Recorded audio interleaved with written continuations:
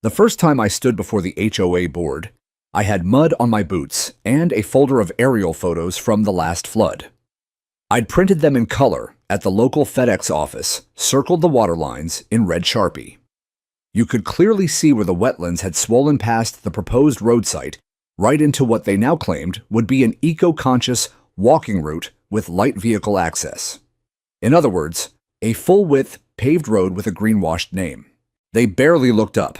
Karen Ballinger, the president of the HOA board, adjusted her tortoiseshell glasses and said, "Mr. Jensen, your time is limited to 3 minutes. Please don't repeat points from last month's session." I didn't need 3 minutes. "If you build that road," I said, voice steady, "it'll flood. Not maybe, not if. It will. And when it does, it won't just wash out the pavement. It'll push water back into the culverts, flood the retaining wall, and you'll be looking at structural damage for at least 3 properties, not to mention lawsuits." Karen gave a tight, polite smile. "Thank you for your input. Is there anyone else who wishes to speak?" The room was silent, aside from the ruffling of papers and the soft tap of someone's pen against a Starbucks cup. I should have known then how deep their arrogance ran. These were not people interested in truth. They were interested in control. And I was a problem they didn't want to acknowledge. I sat back down, scanning the small community center meeting room, trying to catch any sympathetic glance. Nothing. Most of the homeowners weren't even paying attention. A few scrolled their phones. Some watched the ceiling like it might suddenly entertain them. They didn't care. They just wanted their property values to go up and the HOA fees to stay low. A new road, even one illegally placed through private wetlands, sounded good to them. The wetlands were mine, legally. A 5-acre plot I inherited from my father, who had spent decades restoring it after a failed golf course developer nearly destroyed the habitat in the 80s. He'd turned it into a haven for birds, frogs, and the occasional middle-aged veteran who needed quiet after too many deployments. That was me. I moved here after I retired from the Army hoping for peace. Instead, I found HOA politics nastier than any command structure I'd known. At least in the Army, people respected the chain of command. Here it was like a mini dictatorship masked as neighborhood civility. Karen and her little regime, Derek Sandell from Lot 19, Martha from the Garden Committee, and Phil, who ran the newsletter, operated like they owned the whole subdivision. Except they didn't, and they sure as hell didn't own my wetlands. I'd spent years working that land with my own 2 hands. Cleared trash left by the last owner, replanted native reeds, installed a runoff canal, and partnered with a local university's ecology program. This wasn't just some backwater lot, it was protected under local ordinance. I had the paperwork, I had the maps. I even had a signed letter from a city planner dated 2 years ago that clearly warned against any construction that would interrupt the floodplain. I handed copies of all of that to the board. They never acknowledged it. The next week, the surveyor showed up. Bright yellow vests, tripods, and clipboards. I walked up and asked who authorized the work. One of them shrugged and said the HOA told them it was approved. I called the city. They told me no permits had been filed. I tried to reason with Karen again. This time, I cornered her politely after a yoga class in the community gym. She didn't even take out her earbuds, just smiled and said, "The board believes the road will benefit everyone. You should stop being so territorial." Territorial. That word hit me like a slap. You spend years defending your country, then your land, then your dignity, and it's always reduced to territorial. As if caring is a weakness. They poured the gravel a week later. It cut right through the center of the wetlands like a scar. I took photos, documented every phase. I even contacted the city environmental office, but they said unless runoff or drainage violations were reported, it would be low priority. That's when I started to realize how this worked. The HOA had friends. Karen's brother-in-law sat on the zoning committee. Derek Sandell golfed every Saturday with the mayor's aide. Martha fundraised for local elections. They weren't stupid, they were connected. So I shifted tactics. If they wouldn't listen to law, maybe they'd listen to history. I started knocking on neighbors' doors, talking to folks who'd been here long before the HOA grew teeth. I found an old man named Louis Rivera, retired school teacher who remembered the flood of '94, said it nearly swept his back porch off its foundation. He still had clippings from the local paper. I asked if I could copy them. He handed me the originals. I scanned them and added them to my growing file. But every step I took felt like shouting into a hurricane. HOA members waved to me, with fake politeness at the mailbox kiosk, but their eyes were cold. The road kept growing. They laid down asphalt 2 days before the first storm hit. The air smelled electric, thick with humidity, and something worse, inevitability. I stood at the edge of the wetlands that evening, boots in the reeds, and watched the water already lapping higher than normal. I didn't say I told you so. Not yet. But I felt it, deep in my gut, like the land itself was holding its breath. They had laughed at my warnings. But nature doesn't care about votes or boards or bylaws. Nature always settles the score. It started with the bulldozer's low-slung yellow monsters that rolled in at dawn, rattling windows and shaking coffee cups on kitchen counters. I remember standing at my back porch watching the blinking hazard lights through the mist. They had finally begun full-scale construction, and they weren't even trying to be subtle about it anymore. The worst part, they never notified me. No formal letter. No certified mail. Not even a knock on the door. Just diesel fumes in the air, and men in reflective vests stomping across my wetlands like they owned the place.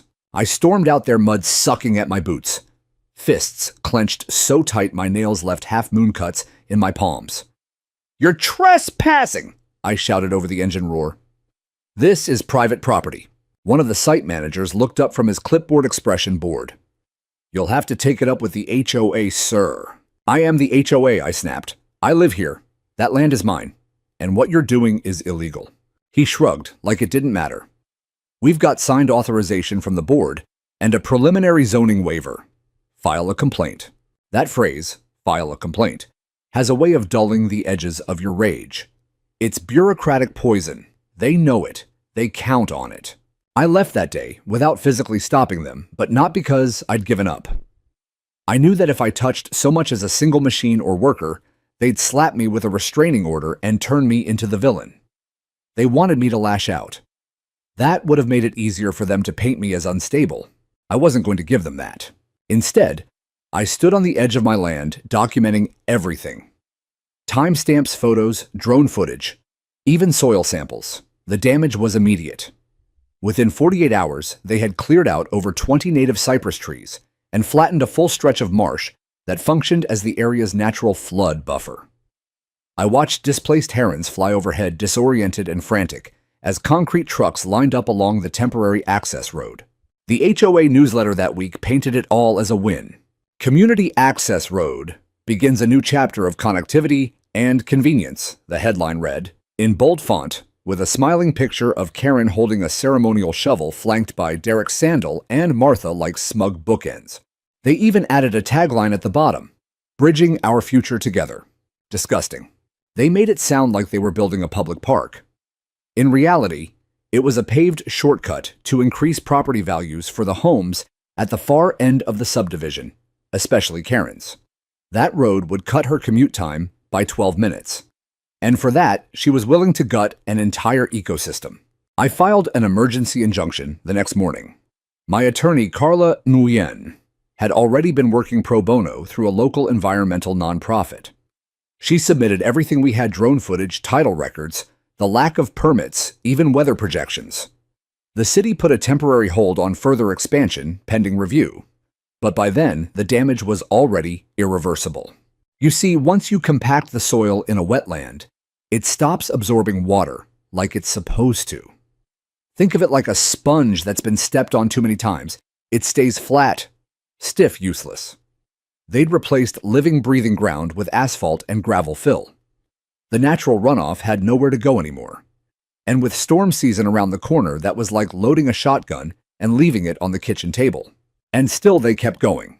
Karen appeared on the HOA's Facebook group the following day in a live video carefully staged with a background of blooming hydrangeas and perfect suburban lighting. She smiled calm and reassuring. "We understand that some residents have expressed concerns over the access road project," she said, hands folded neatly. "But let us reassure you, it is completely within our right as a homeowners association to improve community infrastructure. This road will benefit all of us in the long run. Please be patient as we continue beautifying our neighborhood." Beautifying. There's a special kind of cruelty in watching your home be destroyed, while someone smiles and calls it improvement. It reminded me of the places I'd been deployed to, villages raised in the name of progress, locals silenced with cheap handouts and propaganda. It wasn't just me who was angry anymore. Louis Rivera, the retired schoolteacher, started attending meetings again. He stood up at the next board session and shook a finger in Karen's face. "You can't just build over nature and expect no consequences," he said. "That land remembers. You're not paving paradise. You're digging a grave." Others followed. Jenny from Lot 14, who'd always been quiet, raised concerns about increased runoff near her fence line. A young couple with a toddler said their backyard already smelled like sewage after the last rain, something about the new drainage ditch redirecting flow. But the board just smiled, nodded, and moved on. The vote to continue construction passed 4-1. I was the one. They'd added me to the board 6 months ago in an attempt to foster transparency. I now knew that was just a PR move to silence me from the inside. Still, I stayed, because someone had to be in the room to record the rot. The next step in their grand plan was paving. They brought in the machines at night this time, avoiding more attention. But I was ready. I had motion-triggered cameras, trail cams buried along the property line, and even one strapped to a tree branch above the marsh. I caught everything. Their disregard, their violation, their arrogance. They poured the first layer of asphalt the night before the storm warning was issued. It was like watching a horror movie unfold in slow motion. The National Weather Service had already named the system Tropical Storm Bennett and issued a flash flood advisory across the entire county. The HOA, they sent out a mass email titled "Stay Calm and Carry On HOA Flood Plan Update," which essentially boiled down to, "Don't worry, the drainage system will hold." It wouldn't. I knew it wouldn't. Because that land had already shifted. It was angry. I don't say that lightly. I'm not one of those mystical nature guys. But that night, as I stood under the sky smelling the ozone in the air and hearing frogs go quiet all at once, I felt it. Something was coming. And they had no idea what they'd built their road into. The meeting was scheduled for 7:00 p.m. sharp on a Thursday, the day after the asphalt trucks had finished their work. By 6:30, the parking lot of the community center was already full. You could feel the tension in the air and unnatural quiet that lingered over the crowd as they walked in holding umbrellas and murmuring about the weather. Rain had started falling that morning, light at first, then steady and unrelenting. I'd checked the radar twice before heading out. The storm was real, and it was getting bigger. Inside the council hall was packed. Rows of folding chairs lined the fluorescent-lit room, and the smell of damp jackets and strong coffee clung to the air. Karen sat at the center of the table, in her usual beige cardigan and pearl earrings, clipboard in front of her, posture perfect. Derek Sandell leaned back in his chair like he was at a barbecue, not a public meeting about potentially catastrophic environmental failure. Martha was flipping through printed agenda packets as if any of it mattered anymore. I took my seat at the far end of the table. Even though I was technically a board member, they made sure my name tag always faced slightly away from the audience, like I was some kind of footnote. They opened the floor for community questions.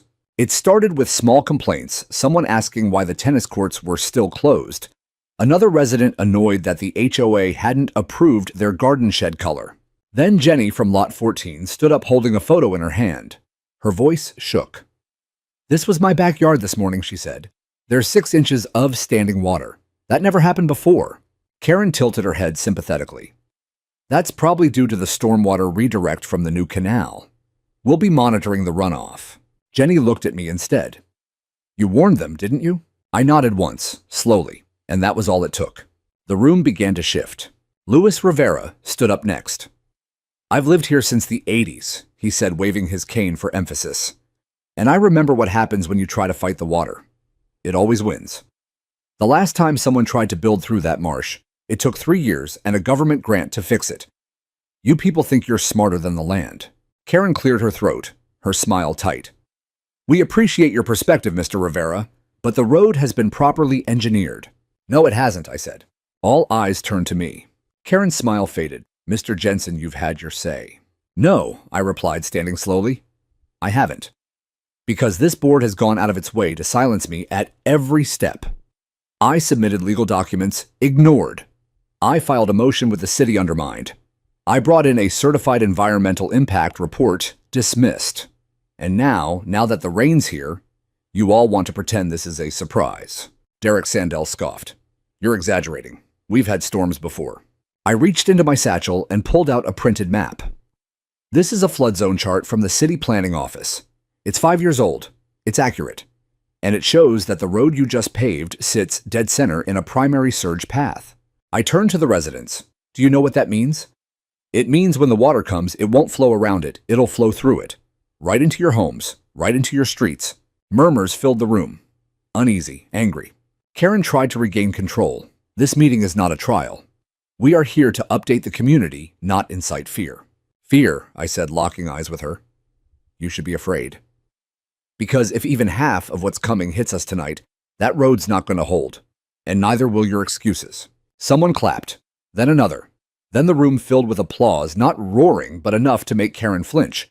She banged her gavel hard. This meeting is adjourned, she snapped, rising so quickly her chair tipped. The room dissolved into chaos. People shouted over each other. Some went straight to the front to confront the board. I slipped out the side rain already hitting my shoulders like pinpricks. I drove home slowly. The streets were slick gutters overflowing. By the time I pulled into my driveway, water was trickling down the edge of my property, flowing like the start of something ancient. I walked the perimeter of the wetlands with a flashlight in one hand and my phone in the other. The asphalt shimmered darkly under the rain. It looked unnatural, like a scar across skin that hadn't healed. The frogs were silent. The air buzzed with electricity, not just from the storm, but from something deeper. Like the land itself had turned its head and was waiting patient and coiled. At 10:37 p.m., my weather alert app pinged. Flash flood warning, Allen County, effective immediately. My heart beat once hard. This was it. I set up my trail cameras again, adjusting the angle on the one closest to the culvert that the HOA had improved. I checked the sandbags I'd stored beside my shed just in case. And then I stood at the edge of the marsh in the downpour and whispered into the wind. You warned them, now show them. By midnight, the water was rising fast. I watched from my porch as the new road, gleaming and untested, began to disappear beneath the rising flood. The asphalt buckled, first cracking along the edges like dry skin. Then came the current rushing faster, angrier, slamming into the man-made embankments like fists. By 2:00 a.m., the road was gone. Not damaged, not submerged. Gone. Washed away as if it had never existed. I didn't sleep that night. I didn't celebrate either. There was no joy in being right about a disaster. But there was peace. A bitter, sobering kind of peace. And as the sky cracked with lightning and the board's masterpiece was reduced to rubble, I knew they'd called me dramatic. They'd mocked my warnings. But tomorrow, they'd have no choice but to listen. Because nature had spoken. And it wasn't done yet. The morning after the flood was ghostly quiet. Not silent, no. The frogs had returned, croaking their primitive chorus like they always did after a storm. But there was a kind of stunned stillness hanging over the neighborhood. Like everyone had woken from a dream and hadn't quite adjusted to the damage surrounding them. The sun broke through in patches, illuminating the destruction. It wasn't just a washed-out road. It was a wake-up call, written in mud and snapped concrete and twisted rebar. I stood by the edge of what used to be the HOA's prized community connector. Now it was a gaping trench, half filled with swirling brown water and debris. The rain had pulled entire chunks of asphalt downstream, depositing them like broken bones at the edge of the marsh. The wetlands had taken their revenge. But the truth is, it wasn't revenge. It was restoration. The land was reclaiming what had always been its own. And as I watched it all unfold, soaked to the knees from trudging through the wreckage, to reposition my cameras, memories rose like floodwater in my chest, thick, unstoppable, uninvited. I could hear my father's voice, soft and patient, teaching me how to read the land like a language. Back then, I was just a scrawny 12-year-old boy who thought he'd grow up to be a pilot, or maybe a firefighter. But my dad, he saw something else in the wetlands. This place isn't dead, he said, once crouching low to run his hands through the dark earth. It breathes. It shifts. It remembers. Back in the 1990s, the HOA didn't even exist. The land was split between a few private owners and a failed resort developer who had dreams of turning the area into a luxury golf course. That developer went bankrupt after one particularly brutal hurricane sent water straight through the half-finished clubhouse. Everyone else gave up, except my father. He bought the land for next to nothing and spent the next 20 years restoring it. Not developing, not landscaping. Restoring. I helped him as best I could, even after I left for the Army. Every time I came home on leave, we'd plant reeds, reinforce natural levees, remove invasive plants. It wasn't glamorous work, but it was sacred to him. And after he passed 5 years ago, from a heart attack he didn't see coming, I made a promise over his ashes. No one will touch this land. That's what made the HOA's arrogance so intolerable. It wasn't just about a road. It was about memory, about legacy, about one man's life's work being treated like a blank space on a construction map. I walked the edge of the damaged site, slowly that morning, boots squelching through mud. My trail cams had survived. One of them, strapped to the old cypress tree we'd planted together when I was 15, was still flashing red. I popped out the memory card and slipped it into the waterproof case in my pocket. I knew what it would show. The storm had ripped through at around 1:45 a.m. The footage would reveal the moment the culvert collapsed. The instant the water surged under the road, lifting it from below like a hand turning a table. HOA engineers had ignored every single warning about the soil integrity. They'd paved over a living thing without giving it the space to breathe. It reminded me of the time back during my third deployment when a new lieutenant insisted on building a forward operating base along a dried-out wadi in Afghanistan. The locals warned us quietly, respectfully, that the wadi wasn't truly dry, just sleeping. 2 weeks later, the rains came, and we lost 4 good men in that flood. It had nothing to do with bullets, everything to do with ignorance. That was the same energy I saw in Karen's face when I passed her driveway that morning. She was outside with 2 of the board members staring at the damage with a slack-jawed kind of disbelief. Her white blouse was soaked through her normally perfect hair, limp and frizzy. I didn't stop, didn't wave, just kept walking, boots caked in the same mud she had tried so hard to pave over. Later that afternoon, a city official arrived in a mud-spattered truck pulling up near the edge of the damaged site. He was mid-40s, wore glasses that kept fogging up, and introduced himself as Leon Mathers from the Department of Environmental Compliance. "Mr. Jensen," he asked. "That's me." "I reviewed your report," he said, handing me a laminated ID. "Got your drone footage, too. We'll need to conduct a full impact assessment, but from the looks of it, this is pretty bad." I nodded. It was preventable. He sighed, scanning the marsh. They always are. We walked the site together, and I showed him every area where the land had been disturbed, where sediment had shifted, where native plants had been crushed under machinery. I handed him copies of the environmental studies, the floodplain charts, and a USB drive containing camera footage and drone overlays. Leon was different. He listened. He asked smart questions. He took photos and notes, and when he was done, he looked me square in the eyes and said, "We'll file a formal cease and desist. Anything more than emergency access here is off limits until further notice. The board won't be able to build another brick until this is reviewed by the county and the state." That night, as I sat by the wood stove, power flickering, rain still tapping the windows, I felt something I hadn't in a long time. Hope. Not the naive kind. Not the wishful, childlike belief that people will do the right thing. No, this was earned hope. The kind that comes when truth finally has teeth. When warnings ignored for so long are finally heard. But I also knew this wasn't over. The HOA wouldn't go down easy. They'd look for someone to blame. They'd spin the story, minimize the damage, say it was an act of God. Maybe they'd even say, "I caused the flooding by sabotaging the road." Didn't matter. I had the proof, the files, the history, the land itself. And soon the whole city would know. The following days felt like standing in the middle of a chessboard during a storm, still tense with every move, holding the weight of a dozen consequences.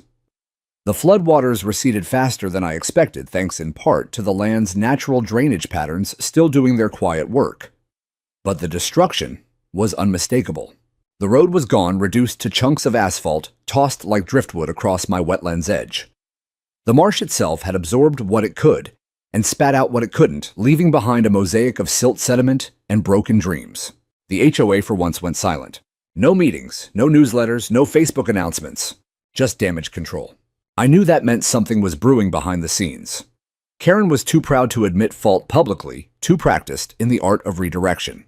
The last time someone on the board had made a major blunder, Phil forgetting to renew the insurance policy, on the clubhouse roof they'd pinned it on a clerical error and quietly removed him 6 weeks later. But this wasn't a leaky roof. This was a collapse, a literal one. One evening around dusk, I spotted Derek Sandell pacing around the ruined road site with someone I didn't recognize, a younger man in business attire, hair slicked back, tie askew.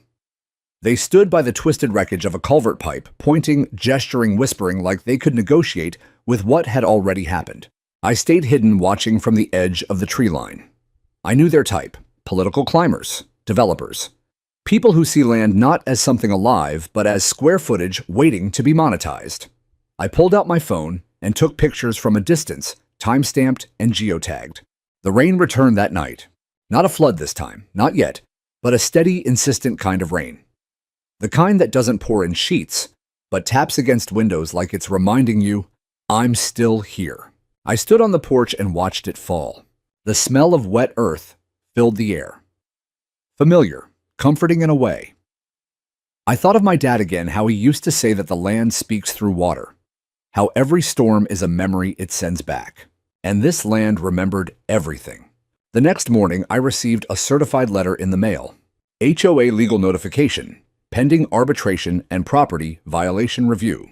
It was worded with nauseating precision.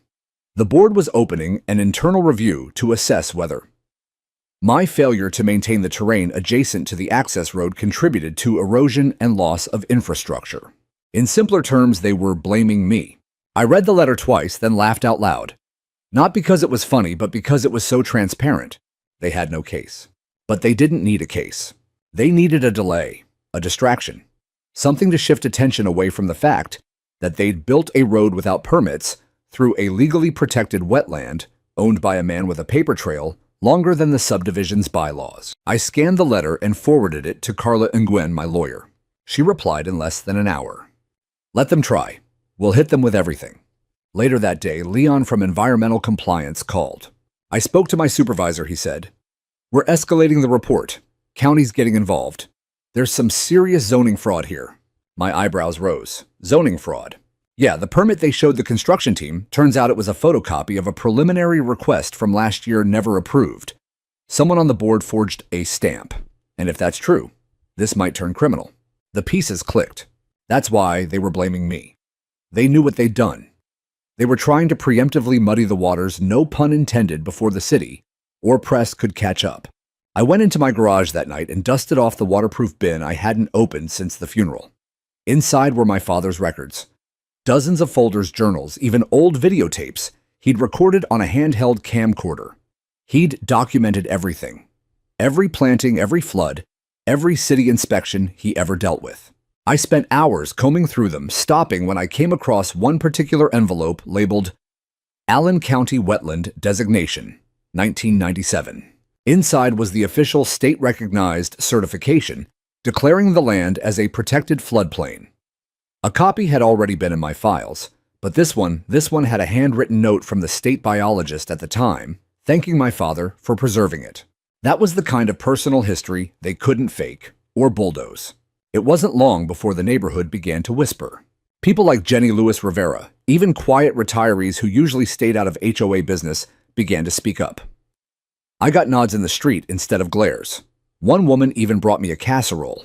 We're sorry, she said, simply not specifying who she meant by we. That night, the rain intensified. The power flickered. The frogs quieted again. And I sat by my window watching the floodplain fill like a bowl slowly taking shape. Except this time I wasn't afraid. This time I wasn't alone. I knew what the next few days would bring. Depositions, inspectors, maybe even arrests. But for the first time since the bulldozers arrived, I felt the ground shifting in my favor. And the rain kept falling. Not as destruction, but as a reckoning. There's something ancient about the sound of a flood rising in the dark. It doesn't roar like an ocean wave. It creeps, seeps, breathes. It moves with a kind of patience that terrifies you more than violence ever could. You don't hear it until it's too close. And when you finally feel it, it's already around your ankles.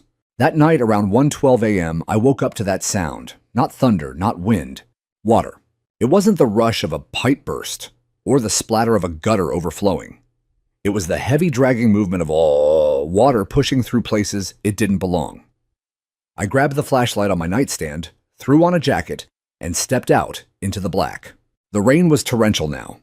It came in sideways sheets slicing through the beam of my flashlight and turning the air into mist. The sky flashed with heat lightning silhouetting the treetops for a fraction of a second before plunging everything back into shadow. And there it was, the road, or what used to be the road. The culvert had given way, completely. Where once the HOA's proud community connector stretched across my land, there was now a jagged, yawning chasm. Water surged through it like a released dam, carving deeper with every second, carrying gravel rebar and sections of pavement into the wetlands below. A few pieces of the asphalt had folded like playing cards, bent upward and jutting at sharp angles. They groaned under the force of the current like they might snap at any moment. I watched as a bright orange traffic cone was sucked under, spinning end over end before vanishing into the dark. I wasn't the only one awake. Headlights flickered in the distance. Some of the neighbors had come out, flashlights in hand, standing at the far end of what remained of the road. I could make out Karen, her face pale even in the stormlight, clutching a clipboard to her chest like it might protect her from the truth unraveling before her. I didn't say anything. I didn't need to. The land was doing all the talking now. A roar went up louder than before as another portion of the road collapsed, the concrete shattering inward as the foundation eroded beneath it. The collapse sent a wave of water surging down toward the lower lots, toward the homes Karen swore were safe. I turned and ran. I followed the edge of the wetlands on foot, cutting through the trees until I reached the base of Ridge Hill Drive, one of the lower streets in the HOA's domain. I had warned them this would happen, even showed them a topographical map. They hadn't listened. Now water was pouring into the cul-de-sac like a tide. Sump pumps were failing. Retaining walls had already crumbled. And in the chaos of it all, I saw Derek Sandell, his khakis soaked to the thigh, yelling into a walkie-talkie that clearly wasn't working. Call the city, he was screaming. Somebody call the F++ city. But the city already knew. Earlier that evening, around 9:00 p.m., I had submitted a full emergency report to the Department of Environmental Compliance. I'd included drone footage from earlier in the week, images of the culvert deterioration, and a real-time stream from the camera mounted to the cypress tree. They were watching. I knew they were. Which is why, at exactly 1:45 a.m., 3 unmarked county trucks arrived with hazard lights flashing. Men in reflective rain gear jumped out and began cordoning off the area. One of them yelled, "No one gets closer. This is a restricted zone." Karen marched up to him, soaked and furious. "You can't just show up and start barking orders. This is private property." The man didn't even flinch. He flashed a badge. "Ma'am, we've received credible reports of illegal construction, environmental violations, and now infrastructure collapse. This is now a county matter." She opened her mouth to respond, but nothing came out. The badge said, Environmental Enforcement Division. I knew the man in charge Leon had sent him. I stood back, leaning against one of the few surviving trees along the road's edge, watching the chaos like it was playing out on a screen. Derek Sandell tried to argue. Martha looked like she was about to faint. Someone had called the news, and now a local station van pulled up its camera crew, braving the storm to get footage of the unfolding disaster. The light from their flood lamps cut through the dark and landed squarely on the shattered road, on the muddy water, on the destruction, and on me. One of the reporters recognized me. "Mr. Jensen," he called out, "can we get a statement?" I hesitated. I wasn't the kind of man who liked the spotlight. My time in the Army had taught me to move quietly to solve problems before they escalated. But this wasn't just my problem anymore. I stepped forward. I warned them, I said, voice steady despite the wind. I gave them documents, evidence, history. They didn't just ignore it, they destroyed protected wetlands, illegally. And now people are paying the price. The reporter nodded, clearly thrilled. "Do you think the HOA is responsible?" I looked toward Karen, who stood frozen beside a partially collapsed sign that still read, "Welcome to Whispering Pines, a community that cares." "I don't think," I replied. No. By 3:00 a.m., the emergency crews had blocked off all entry points. The county issued a temporary evacuation for residents along the flood path. Most went to stay with family. Some huddled at the community center with towels and thermoses of bad coffee. I stayed. I stood at the edge of the wetlands as the first hint of dawn broke through the storm clouds, casting gold and gray over the wreckage. The frogs began to sing again, louder this time. Bolder. It wasn't joy. It was reclamation. And as the last of the road was swallowed by the water, and the truth finally surfaced with it, I realized something. This wasn't just the night everything broke loose. It was the night everything finally came clear. The morning light hit Whispering Pines like a spotlight on a crime scene. What had once been the HOA's crown jewel, the road they bragged about in newsletters and ribbon-cutting photos, was now a ruin broadcast on every local TV station. Aerial shots from news choppers showed the waterlogged craters, the snapped drainage pipes, and the winding paths of muddy devastation that snaked through once pristine lawns. And right in the middle of it all stood Karen Ballinger holding a tissue to her nose, her mascara smeared in raccoon-like circles beneath her eyes. If there was ever a moment I expected her to fold, it was then. But no, Karen didn't retreat. She retaliated. By noon, the HOA had posted a formal statement on their community website spinning the disaster like seasoned politicians. It blamed unforeseen weather patterns, a freak natural occurrence, and the landowner adjacent to the road construction site, me, for neglecting to maintain appropriate flood prevention barriers. They framed themselves as victims. They claimed the county had overstepped, and they flat out denied forging any permits. It was so brazen I almost admired the audacity. Almost. What they hadn't counted on was the video. Around 2:15 p.m., a news outlet aired a full clip from my trail cam, the one mounted to the old cypress tree. It showed in crisp, undeniable detail the moment the road collapsed, the way the water hit the culvert, the exact angle of the concrete lifting like a hinge. And most damning of all, it showed the surveyors and construction crew in the days prior operating without any visible signage, protective barriers, or county-issued permits displayed on site. The footage went viral. Within hours, the city's Department of Environmental Compliance issued a formal cease and desist, and the county zoning board released a press briefing confirming that no valid construction permits had ever been approved for the HOA's road project. That was when the cracks in their fortress began to show. Martha was the first to break. She showed up at my door just after sunset, soaked from rain, and looking more like a ghost than a board member. She clutched a folder in her hands. I didn't know, she said, her voice trembling. Karen told us the paperwork was solid. She said we'd filed everything, that it was just a formality. I stepped aside and let her in. We sat at the kitchen table, mine scarred from years of use, hers probably pristine under a dozen coats of polish, and she opened the folder. Inside were minutes from board meetings, internal emails, even a printed text conversation between her and Karen, where Karen explicitly told her not to worry about permits. Nobody checks floodplains unless someone complains. I blinked at that line. Unless someone complains. Well, I had. Martha leaned forward, eyes glassy. I don't want to go down with them. I have grandkids. I want to be able to walk through this neighborhood without hiding my face. I nodded slowly. Then help me make sure they don't bury this. She left the folder with me. That same night, Carla, my lawyer, sent it to the county investigator handling the case.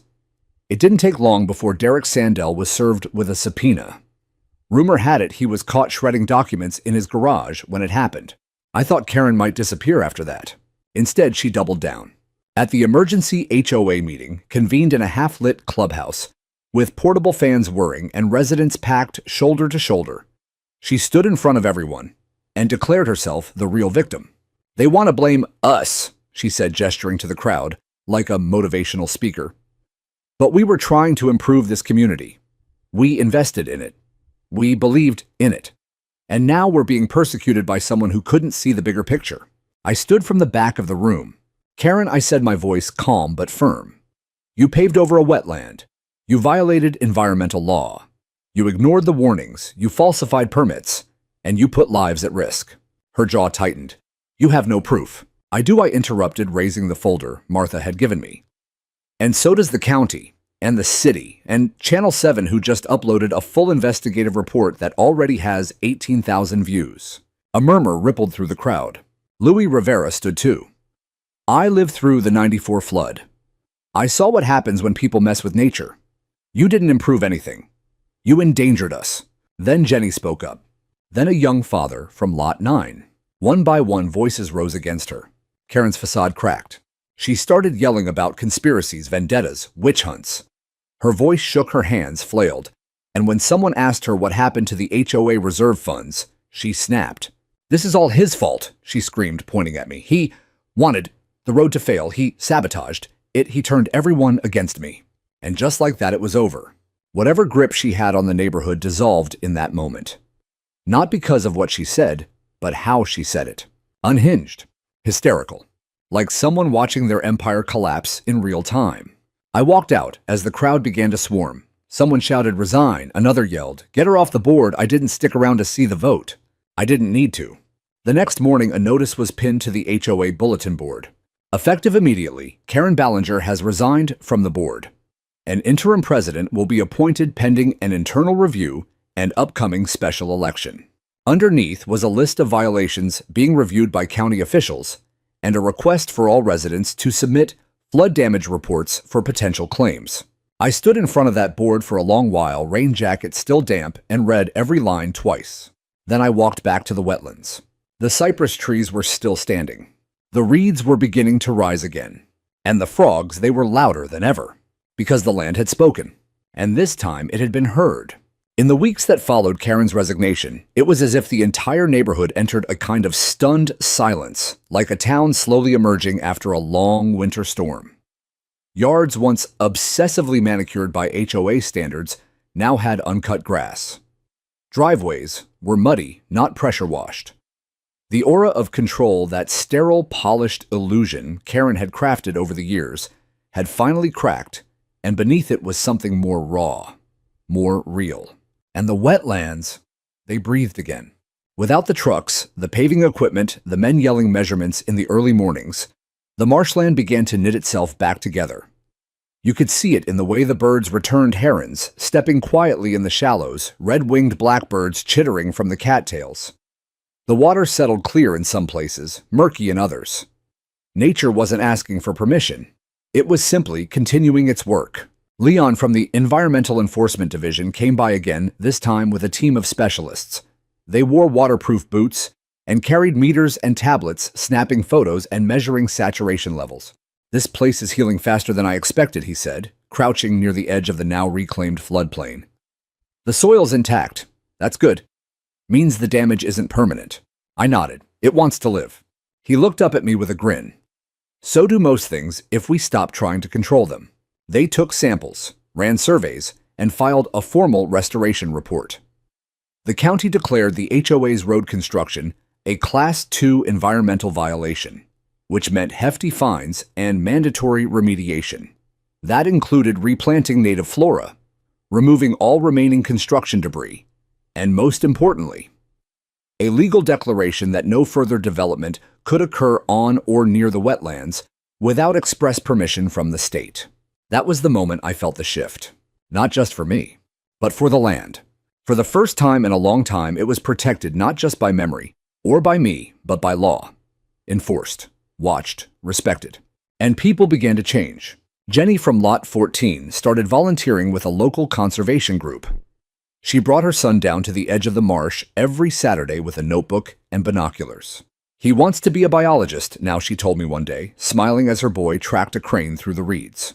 Louis Rivera invited me to speak at the town's senior center. "You know," he said, "I used to think HOA nonsense was just paperwork and paint colors, but this, what you did, this was real." I shared what I could, not because I wanted recognition, but because something deeper had started to take root: accountability. The interim HOA board, led by a younger couple named Amina and Paul, held open meetings now. No more closed doors, no more power hoarding. They even changed the bylaws to require environmental consultation for any future development discussions. And as for Karen, she disappeared from the neighborhood almost overnight. One day she was there, garage open, arguing on the phone, arms full of files. The next, her house had a real estate sign out front. Word was she sold at a loss. She never apologized. But I didn't need her to. I wasn't doing any of this for an apology. I was doing it for my father, for the marsh he loved, for the legacy he left me in the soil, in the rain patterns, in the croak of frogs, and the shape of floodplains. I spent more time out there after that. Some mornings, I'd just walk the perimeter boots in the mud, letting the breeze comb through my thoughts. Other days, I'd bring a folding chair, sit near the water, and sketch the birds I saw. I'd always liked drawing. It was one of the few things that slowed my brain down after the army. Out here, I didn't think about deployments or threats, or the nightmares that used to wake me up at 2 a.m. with a slick of sweat across my back. Out here, I just breathed, and the land breathed with me. One evening, as the sun slipped behind the pines, painting the water in oranges and golds, Paul stopped by with his daughter. She couldn't have been older than 10. Big glasses, bigger smile. She wanted to see the magic swamp, he joked. She stood by the edge, eyes wide. I bent down beside her, pointing to where a family of ducks had made a nest near a fallen branch. "That one's the mama," I said. "See how she keeps her wings low? She's guarding the babies." The girl whispered, "It's like a secret world."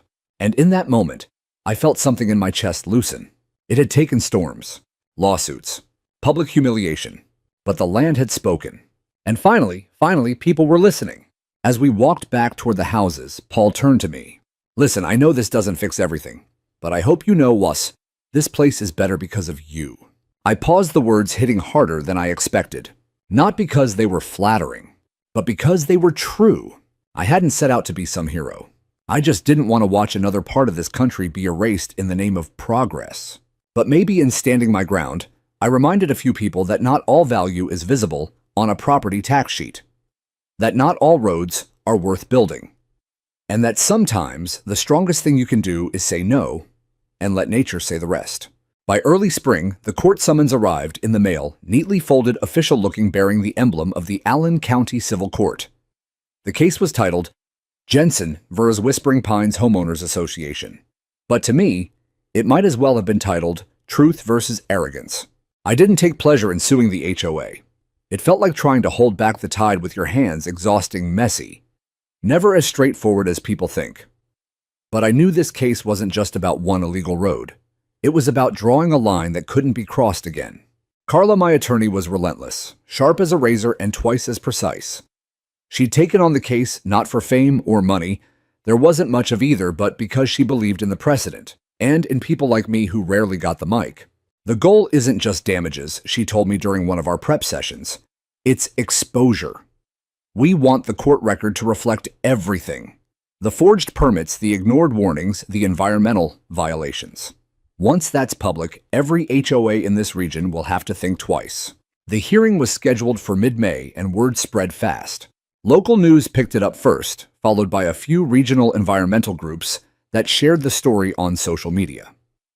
By the time I walked into the courthouse, a small crowd had already gathered, residents, reporters, even college students with notepads and cameras.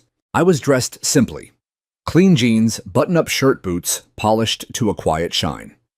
My father's watch on my wrist ticking steadily. I didn't need theatrics. I just needed truth. The HOA had lawyered up, of course. A firm from out of town, the kind that billed by the hour and showed up with shiny briefcases and expressions like they were too important for the county courthouse. Karen wasn't there. She'd officially severed ties with the board, citing mental health concerns in a one-paragraph letter read aloud at the last community meeting. I wasn't surprised. She was never the kind to face the music only to conduct it until the song turned sour. But Derek Sandell was there, looking paler than usual, flipping through a stack of papers with shaking hands. Martha sat beside him, quiet and still, her eyes never meeting mine.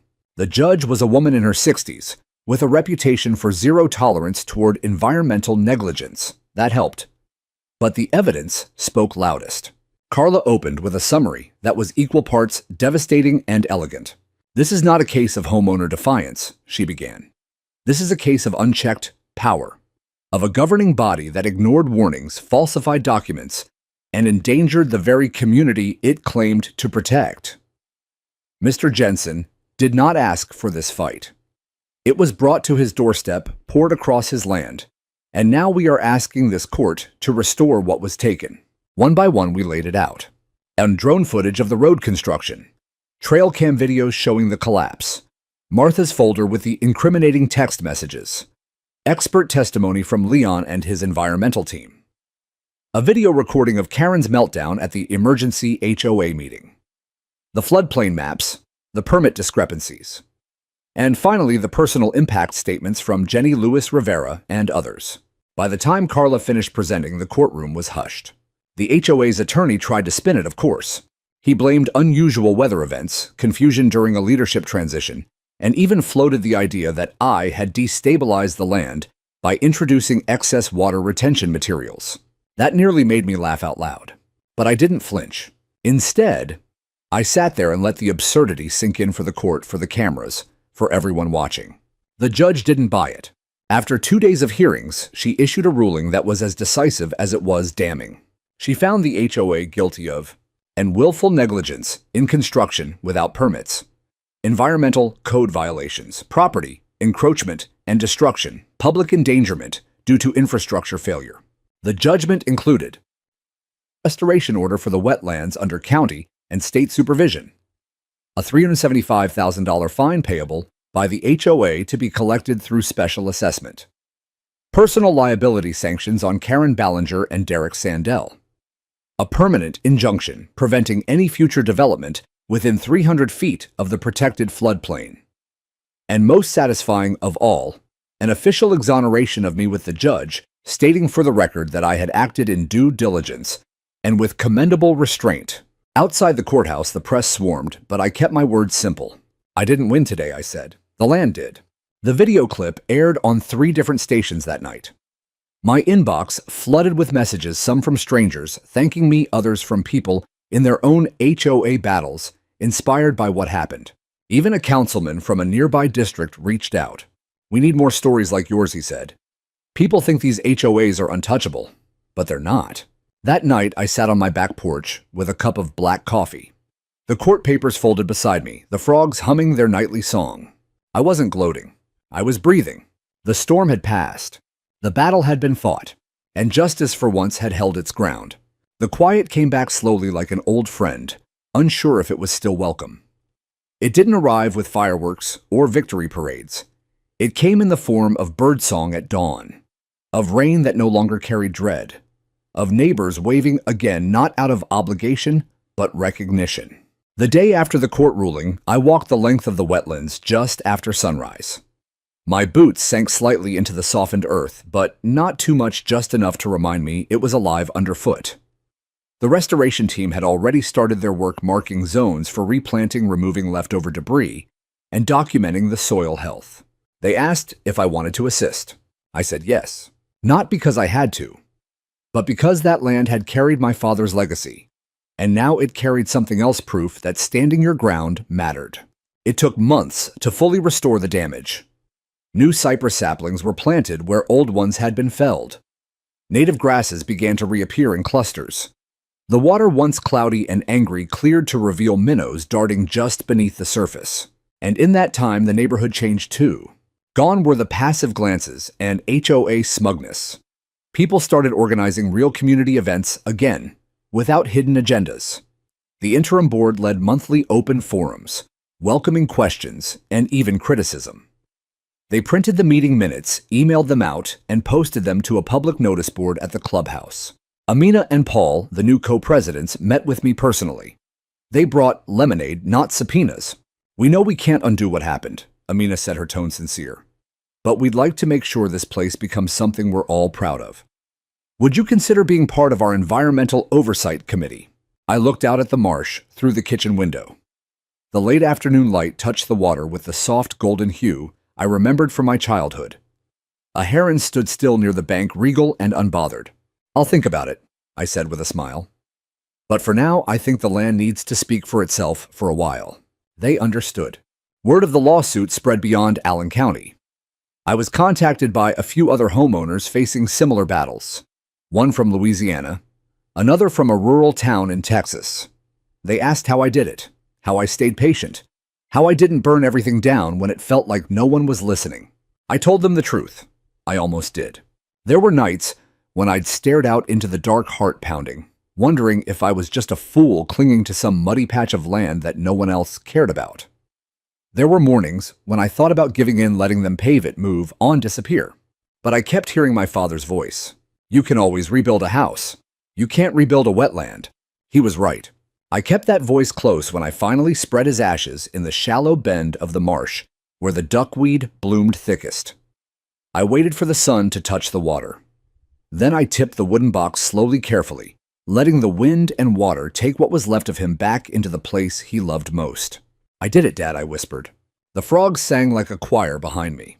Jenny stopped by a few weeks later with her son, and they brought a wooden sign they'd made together. It read, "The Jensen Wetlands, protected by legacy." They asked if they could stake it at the trail entrance near the edge of the water, where the path dipped just enough to feel like you were stepping into a secret. I helped them dig the post. We planted it deep. The sign stood proud and simple, like everything my father believed in, quiet but unmovable.